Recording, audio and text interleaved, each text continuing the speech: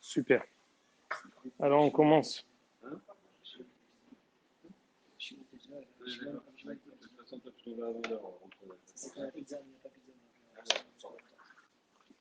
Tov. Après une interruption très longue,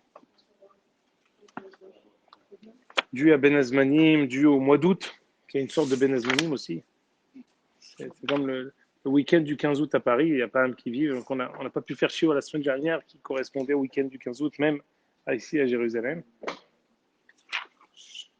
On est ici Perek Dalet de Shir Hashirim. En fait, on est Perek Hei, et pour se remettre dans le bain, on va commencer encore, je vais faire quelques remarques autour du Perek Dalet. Je ne vous cacherai pas que j'ai pensé repousser le shiur aussi cette semaine, mais en fait, j'ai pas eu, mon beau-père m'a pas posé la question s'il y avait shiur, j'ai compris qu'il y avait. Et s'il m'avait posé la question, peut-être que j'aurais remis en cause le shiur, mais bon. Je sais pas encore, parce qu'on est encore en plein mois d'août, on est le 18 août, donc c'est... Cette semaine, qui aurait imaginé que dimanche, parce que le gars 5 heures du matin, c'est parisien.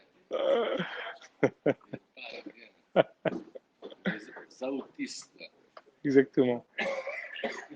Top. Alors, on est ici Perek Dalet. Je vous en prie, ouvrez le livre Perek Dalet. J'aimerais m'arrêter sur... Pardon?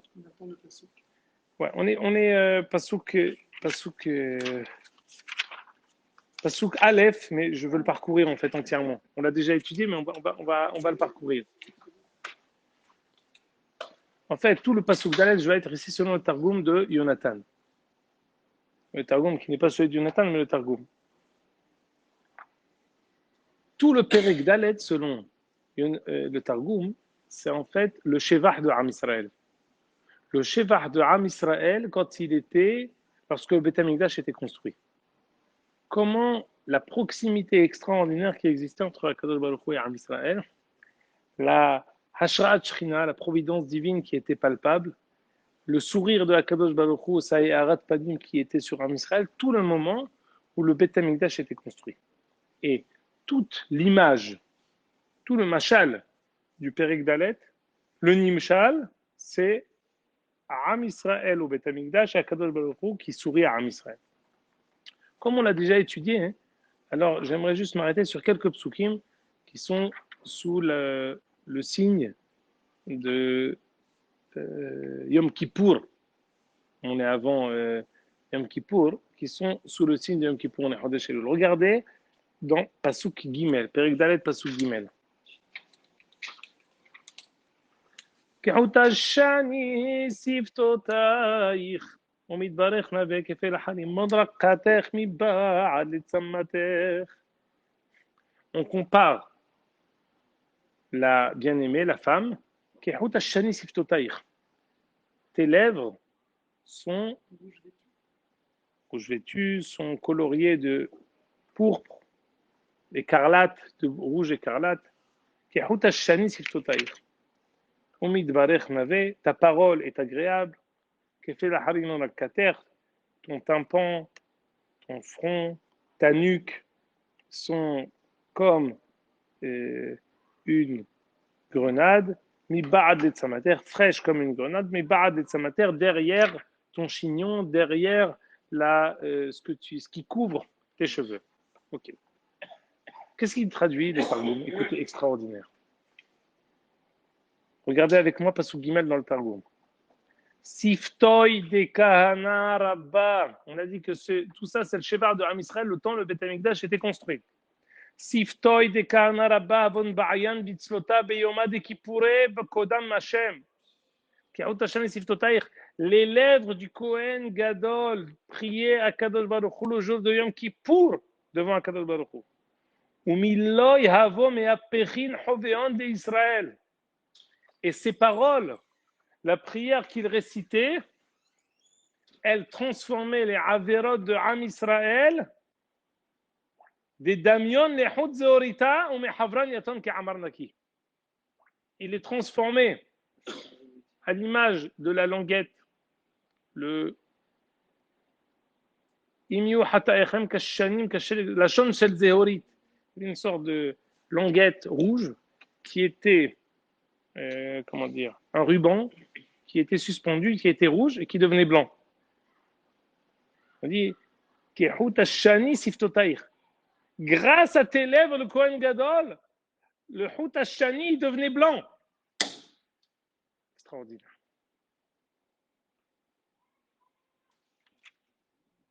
Umid Barech Nave, ça veut dire quoi? Grâce à ta parole. Regardez comment il a traduit le Targum. Grâce à Midbarech Nave, grâce à ta parole, Hout Hashani Siftotaïr, le ruban rouge devenait blanc le jour de Yom Kippour grâce à ta prière. Plus d'une fois. Je vous ai déjà dit ce hidouche plusieurs fois. Alors qui c'est qui est fort, qui se rappelle? Peut-être que Hervé il se rappelle, peut-être qu'il est fort tout court. On sait que tous les jours, le jeune frère de... C'est l'oncle de ma femme, le jeune frère de M. Halimi, Tzadik, c'est Emmanuel. Hervé Emmanuel. Quel rapport entre Hervé et Emmanuel? Je ne sais toujours pas, mais en tout cas, il s'appelle Emmanuel. À la Mila, ils ont dit Karé chez Mobé Israël, Hervé ou Emmanuel? Ah, tu ne te rappelles pas. Alors, je vais te dire une chose. Il y a un Yerushalmi, donc Toubot, qui dit qu'un Mora, il dit à Shmuel, je me rappelle quand tu étais mon sandak et je t'ai regardé. Il y a un Yerushalmi qui dit comme ça. Donc, tu aurais pu. Top. Je crois que je t'ai interpellé là. Le Hatam Sofer, il raconte quand j'avais 2 ans, j'ai fait ci, j'ai fait ça. Donc, tu vois, avec les Dorotes, il y en a qui se rappellent des choses quand ils avaient 2 ans, quand ils avaient 1 an et demi. Top. Je reviens. Il y a un Hiddouche. Vous savez que tous les jours au Beth Amikdash, le Shem HaMeforash était prononcé par le Kohen Gadol. Quand? Lors du Birkat Kohanim. Tous les jours au Birkat Kohanim, on prononçait le Shem HaMeforash. D'ailleurs, je vous ai déjà mentionné que le Ya'abet, il a voulu dire qu'aujourd'hui, le Birkat Kohanim, pardon? Au Beth Amikdash. Quand il récitait le Birkat Kohanim. Ah, alors ça se discute. Est-ce que lors au Beth Amikdash, il y avait la prière? Apparemment, oui. Parce que Rachid dit, il y a un Rachid dans Ta'anit qui dit, quand on faisait la prière au Beth Amikdash, quand on faisait la tefila, on disait Baruch Hashem Elokei Israël me'a olam ve'ada olam. C'est une Mishnah qui dit. Au Beth Amikdash, on dit Mina olam ve'ada olam. En dehors du Beth Amikdash, on dit Baruch Hashem Elokei menecha olam. Mashma de Rachid que même au temps du Beth Amikdash, il faisait la prière. Quoi qu'il en soit, au temps du Beth Amikdash, quand on faisait Birkat Kohanim, on disait Shem Meforash. À tel point que le Ya'abed s'est dit qu'aujourd'hui, les Birkat Kohanim qui font ici, le Birkat Kohanim, c'est Minatora, Midirabanan. Dit le Ya'abed, c'est Midirabanan. C'est Pélé. En alakha kmoto. Alakha que Birkat Kohanim, aujourd'hui, qui font, c'est une Minatora. Mais il y en a qui ont voulu dire que non. Le vrai Birkat Kohanim, c'est au Beth Amikdash, quand on le faisait avec toute sa splendeur et tout ça. Alors, quel est le Hiddouche qu'on fait lorsqu'on dit que à Yom Kippour, lorsqu'il faisait le vidouille, alors il disait le Shema Meforash. Ma Hiddouche. Tous les jours, il y avait le Shema Meforash. On dit non. On dit 10 fois le Shema Meforash. Ana Hashem, Ana Vashem, Lifne Hashem Titharu. 3 fois. 3 vidouim, 9. 10e fois, l'Hashem Hatat. Quand il est Eshkeroa. Et il prenait pour faire là-bas Shene Goralot. Et il disait l'Hashem Hatat. C'est la 10e fois. Ah ben, 2 girsaot dans le Seder Avoda. Vea Kohanim Omrim, Baruch Shem Kevod Machut Oli Olam Va'ed. Il y en a qui font Vea Kohanim, Vea. Il y a 2 girsaot là-bas dans le truc. Est-ce qu'on fait encore une fois Vea Kohanim, Vea? Quoi qu'il en soit, quel est le char de Yom Kippour? En Kroum, toute l'année. Le Tiferet Israël dit que le Hidouche, et c'est Medoukdak dans la prière, que Sheaya Yotse et Shem HaMeforash mi pi Kohen Gadol. Toute l'année, c'est le Kohen Gadol qui le prononçait. Yom Kippour, Akadosh Baruch Hu le prononçait de la bouche du Kohen Gadol, et le Shem HaMeforash sortait tout seul. Keshaya Shem HaMeforash Yotse mi pi Kohen Gadol bigdusha uvtahara. C'était pas lui le Kohen Gadol qui disait. C'est comme Shechina Medaberet mitoch Gerono de Moshe Rabbeinu. Shechina Medaberet mitoch Gerono du Kohen Gadol. Atem shoma'im. C'est ça le pshat. Kehut Hashem siftotaych umit barech navel le dibour du Kohen Gadol qui était Kadosh Baruch Hu, qui par sa parole rentrait dans la bouche de Gadol et récitait le vidouille. Et à ce moment-là, c'était Metaher et on avait les Finachem Titaru. Vous comprenez? Pardon? Ah oui, est-ce que vous vous rappelez pas ça? Non, c'est connu. Tu as fait Yoma, toi. Tu as fait Yoma maintenant, avec Dafa Yomi. Comment tu ne dis pas ça? Timhalli. Dvarim Peshutim. Je vais te montrer ça tout de suite. Ah, il y est là.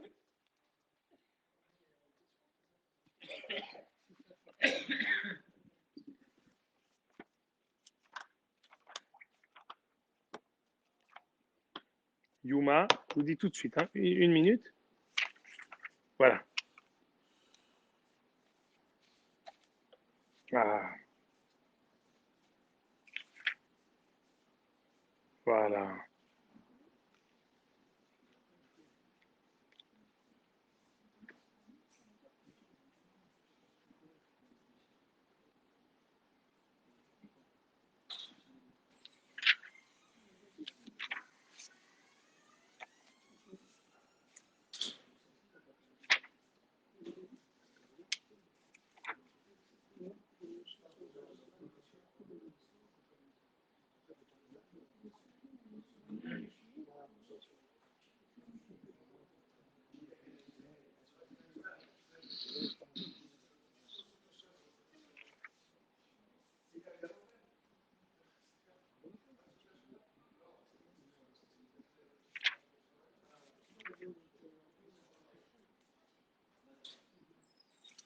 Bon, ça m'échappe, mais c'est marqué. Il faut que je refasse toute la Masechet avec les Mishnayot. En général, avant Yom Kippour, Bli Neder, je le refais. Où c'est que le Tiferet Israël, il dit ce Hiddouche là, comme ça, vous pouvez le vérifier et le lire vous-même à la maison. Et quel intérêt de quoi? Ah, non, attention. Bien sûr que le vide douille, c'est le Kohen Gadol qui le dit. Si c'est pas le Kohen Gadol qui le dit, on n'a rien fait.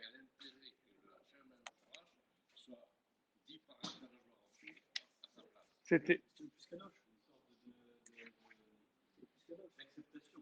Hazakou Baruch. Merci, monsieur Alimi. Vous m'enlevez les paroles de la bouche. Akadosh Baruch Hu qui agrée notre vidouille. Mais non, qu'il le fasse lui et qu'il soit agréé.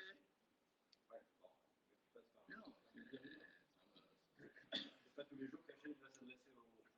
Non, mais quel intérêt, quand c'est le Kohen Gadol qui fait la fila, quel intérêt ce soit qui dise le Shem. L'intérêt, c'est que ce soit l'homme qui le dise. Non, il agrée la fila. L'intérêt, c'est que Hachem agrée la fila. Non. C'est pas une raison valable. C'est pas une raison valable. Bon, ben on comprend tous les deux tzedadim. Ce que vous dites, c'est juste. Ce que M. Alimi dit, c'est juste.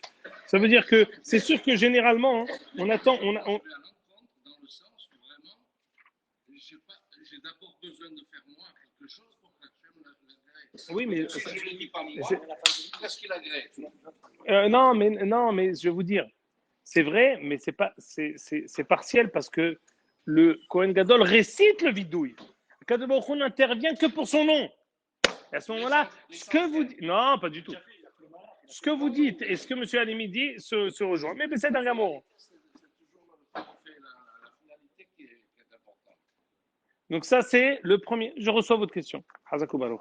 Je n'ai pas de réponse qui vous satisfait, mais c'est une question qui est juste. Très bien. Donc, je suis d'accord avec votre question. Hazakou Baruch. Très bonne question.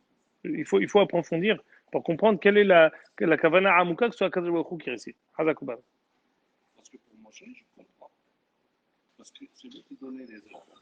Très bien, non, je suis d'accord. C'est pas le même mal. Ça, c'est la première chose que je voulais dire. Deuxième chose que je voulais vous dire, qui est en rapport avec ce qui se passait au Beth Amikdash, regardez le pasuk Yud Aleph. Perik Dalet, pasuk Yud Aleph.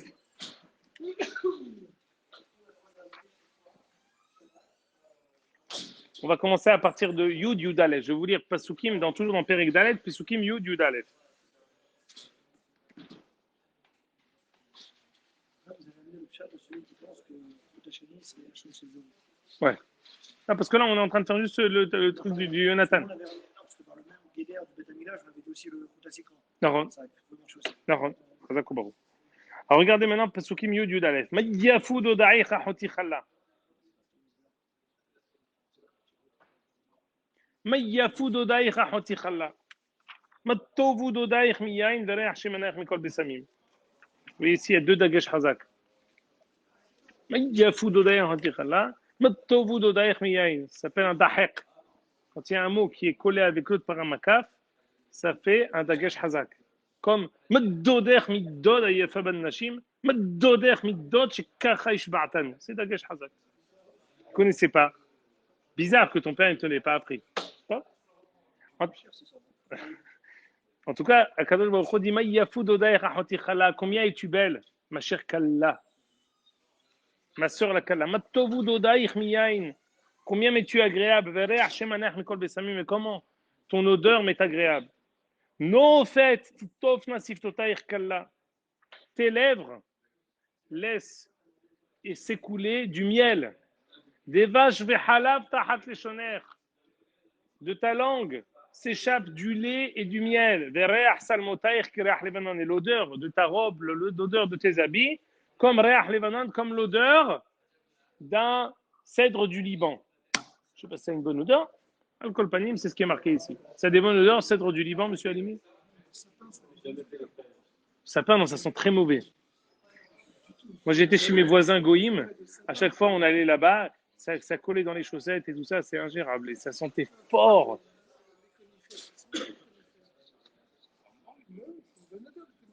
Ah ouais. Le vrai sapin. Quand tu descends dans la forêt de Jérusalem vers Beth-Shemesh, à un moment donné, il y a une route dans les conifères, tu sens une odeur hyper bonne. Tu le sens, ça dégage comme ça.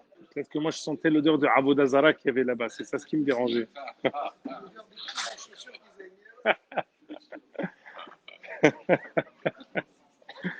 designer. Al-Kol Panim, regardez ce que traduit Jonathan.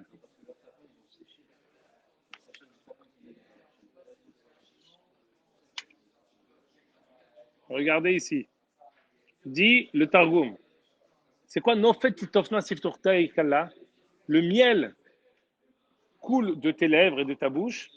Dit le Targum. Be'idan de metzalian kahanaya ba'azarta de kudsha.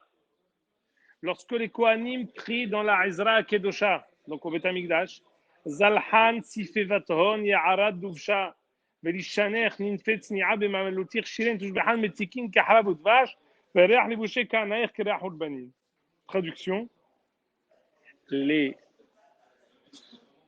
louanges que chantent les Kohanim, que prient les Kohanim au Beth Amikdash, sont pour Akadosh Baruch Hu comme du miel et du lait. Et prends mention Vereach Salmotaïr, dit Rashi. Bigde Keuna. Et les habits de Keuna des Kohanim, ils sont agréables pour moi. La bouchée Kahanaïr, Kereach Ulbanim. Ici, tout ce. En fait, dans tout le Pérec, à chaque fois qu'on va mentionner Siftotaïr, on fait en fait référence aux Kohanim qui prient au Beth Amikdash. Et cette prière des Kohanim du Beth Amikdash, elle monte devant Akadosh Baruch Hu, les Ratzon. Alors, Nagid? Non, alors c'est peut-être le seul truc c'est qu'il y a un Lebanon. On a dit qu'il y avait un sourd de Chablis esclavé, le croissant, c'est le Lebanon prochain. יכול להיות, בגדי כהונה c'est une mitzvah. C'est עשית בגדי קודש לאהרון. Parce que ici, non, le עיקר.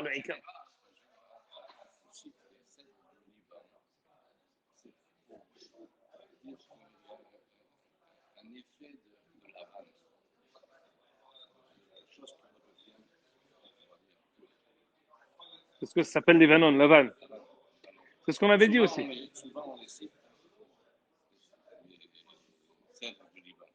Bien sûr. C'est pour ça qu'on dit que le Lévanon, le Beth Amikdash, c'est le Lévanon chez Malbin Avonotehem chez Israël. Parce qu'il blanchit les Avonot de Am Israël. En fait, le Bigde Keuna, c'est peut-être ça le Sheva. Ils sont Mechaperin. Bien sûr. Et pendant Seder Avoda, il y a une phrase qu'on peut lire. Normalement, on fait le. Enfin, non, le Shaliach Tzibour, il fait tzitz, il s'arrête. Um'in. Et tout le monde pense que si on avait le Big Day Kohen Gadol, ça aurait été Mechaper pour nous. Ah, quand tu dis tzitz, si tu fais dria, tu n'as rien fait. Il faut faire tzitz, um'in.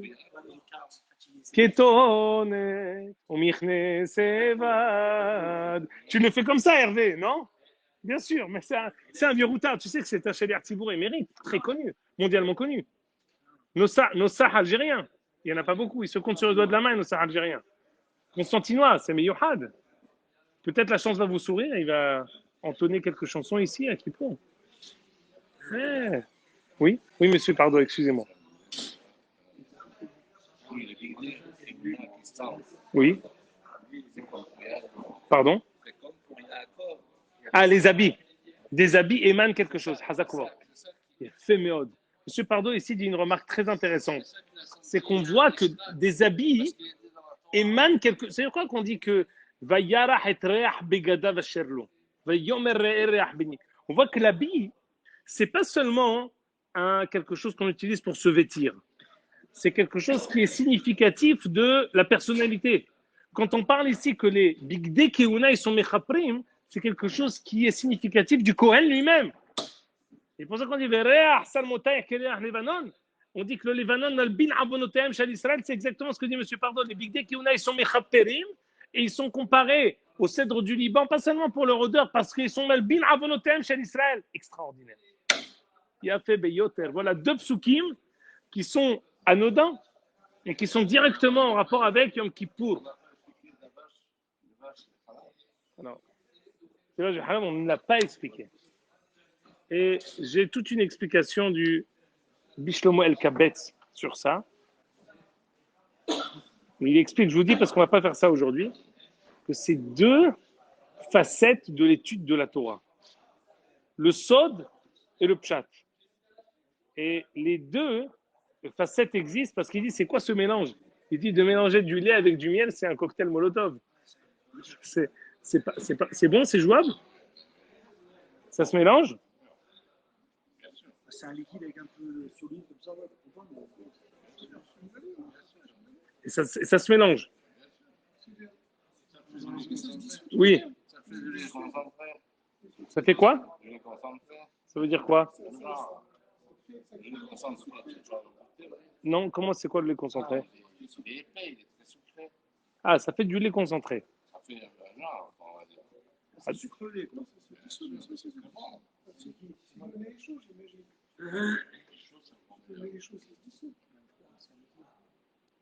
Non, parce que c'est le miel, quand tu le chauffes, il devient liquide comme s'il n'était pas truc. C'est pas de. Non, avec tout froid, ça peut se truc, c'est un liquide. Liquide chaud. Donc, en tout cas, il veut dire que c'est deux facettes de la Torah qui. Des vaches vehalav qui se complètent, exactement. Et, Je sais pas s'il y a une famille là, c'est ça. Le chat et le saut, qu'est-ce qu'on appelle le lait, qu'est-ce qu'on appelle le lait? Non, on fait un chapeau. C'est la parole et la chapeau. Le lait, c'est l'affaire. Le lait, c'est là. Le miel. C'est ça. Et le lait, c'est la conséquence. Alors le saut, c'est le lait. Les choses que j'ai pas vues tout de suite, comme j'ai pas prévu de parler de ça, j'ai pas pour habitude de faire du saut à l'élastique sans élastique. Comme je sais pas ce qu'il dit, donc je m'abstiens.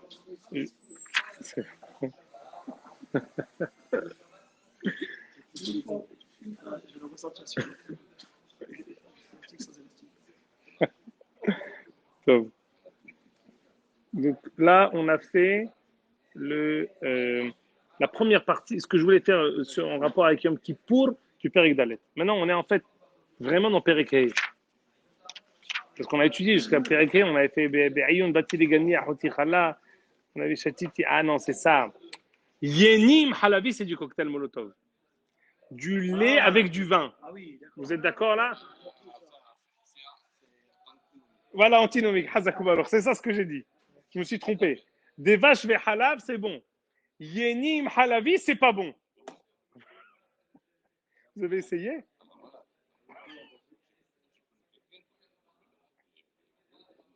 Voilà, c'est ça. Voilà. Ça, c'est pas bon.